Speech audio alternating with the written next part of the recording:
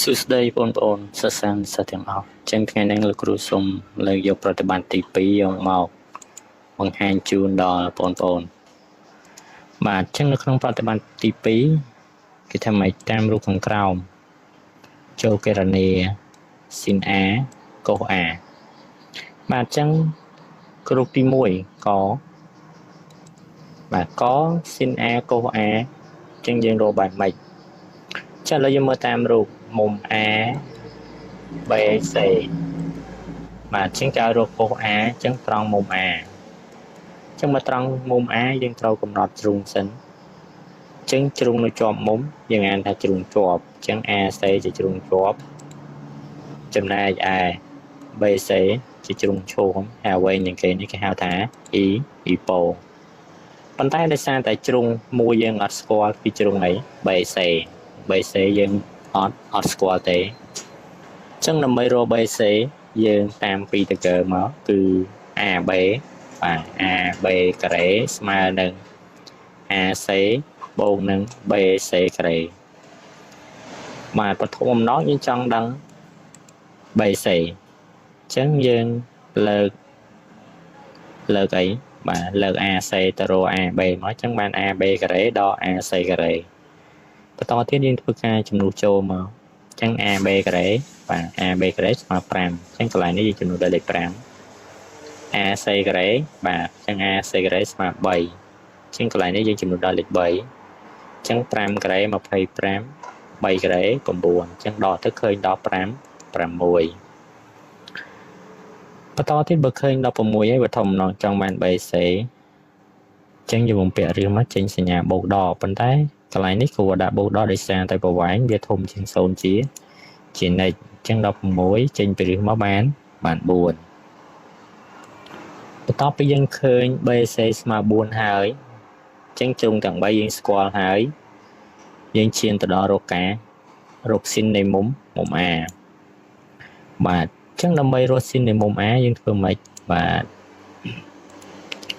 ចឹងដើម្បីរកស៊ីននៃមុំ A យើងស្គាល់សមត្ថកម្ម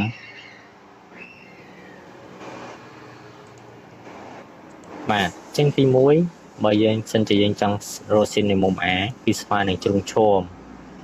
មគឺ BC ចែក E ប៉ូ AB ចឹង BC យើងរកឃើញមែនបាទ4ចឹង BC ចែកឲ្យ AB ចឹង BC ឃើញ4 AB ឃើញ5បាទចឹងយើងចែកទៅឃើញ 0.5 8បន្តទៀតយើងរកកុសនៃមុំ A ចឹងកុសស្មើជ្រុងឈាមនៃមុំ A ចែកឲ្យ E ប៉ូទៅនោះចឹងចែកឲ្យ AB ចឹង AC បាទ AC មានប្រវែងរបស់វា3 AB 5បាទចឹង3ចែកនឹង5ឃើញ 0.56 ចំណែករូបបន្ទាប់គឺយើងបាទចឹងយើងធ្វើដូចគ្នាមកចឹងដោយសារតែលំហាត់ខយើងស្គាល់តែជ្រុង2ចឹងខ្វះជ្រុងមួយទៀតចឹងកុំឲ្យយូរយើងរកប្រវែង AC ឲ្យហើយមកបាទចឹងយើងតាមពីតកគេថាម៉េចបាទចឹង E ប៉ូមានប្រវែងវែងជាងគេស្មើនឹងផលបូកជ្រុង2នេះជាប់គ្នាចឹង AB ការ៉េAB ការ៉េស្មើ AC បូកឲ្យ BC ការ៉េបឋមបំណងយើងចង់ដឹង AC ចឹងយើងគ្រាន់តែលើក BC មកចឹង AC ស្មើ AB ការ៉េដកចឹងយើងលើក BC មកដក BC ចឹង13ការ៉េដក12ការ៉េ13ការ៉េស្មើប៉ុន្មានបងប្អូនបាទចឹងស្មើ169ដក12ការ៉េឃើញ144ដកទៅឃើញ25ចឹងយើងចង់រក AC បំពាក់រឹសមកចឹងដោយសារតែប្រវែងធំជាង0យើងយកតែសញ្ញាបូកចឹងចេញពីរឹសមកឃើញ5ចំពោះស៊ីនគឺស្មើនឹងជ្រុងអីបាទនេះមុំ A ចឹងបើសិនជាយើងមុំ A បែបនេះអានេះ AC យើងអានថាជ្រុងជាប់ BC យើងអានតែជ្រុងឈាម AB យើងកំណត់ជា EPO ចឹងនៅក្នុងស៊ីន A យើងយកអី BC បាទ BC 12 AB 13ចឹង12ចែក13ឃើញ 0.992 យើងបន្តទៀតចឹងយើងឈានទៅរកកុសចឹងដើម្បីរកកុសយើងធ្វើម៉េចបាទចឹងដើម្បីរកកុសយើងកំណត់ជ្រុងឲ្យហើយមកបាទជ្រុងកុសនៃមុំ A ស្មើជ្រុងជាប់បាទជ្រុងជាប់គឺ AC ចាយ EPO គឺ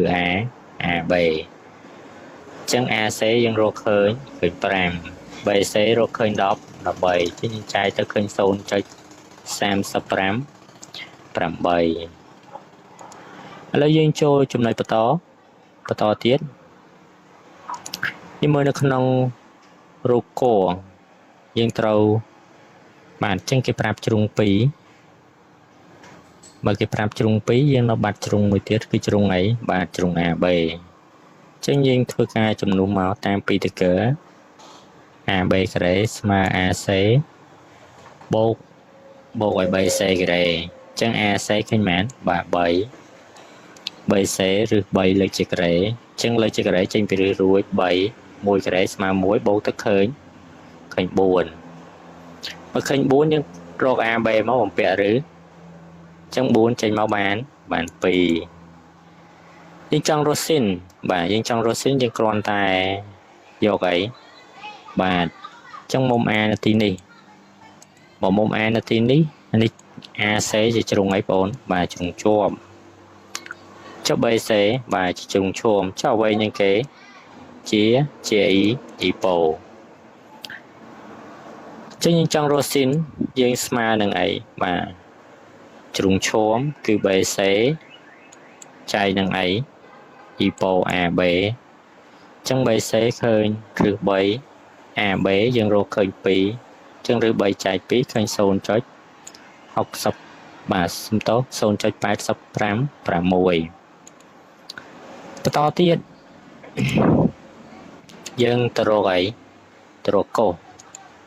ដើម្បីរកកុសបានយើងគ្រាន់តែយកជ្រុងបាទយកជ្រុងជាប់ចែកនឹង EPO ចឹងជ្រុងជាប់គឺ AC ចឹងឃើញ1ចា AB រកឃើញ2ចឹងចែកទៅឃើញ0.5 បាទចម្លើយតែប៉ុណ្ណឹងបងប្អូនមានចម្ងល់អីអាច comment នៅក្រោមវីដេអូលោកគ្រូបាន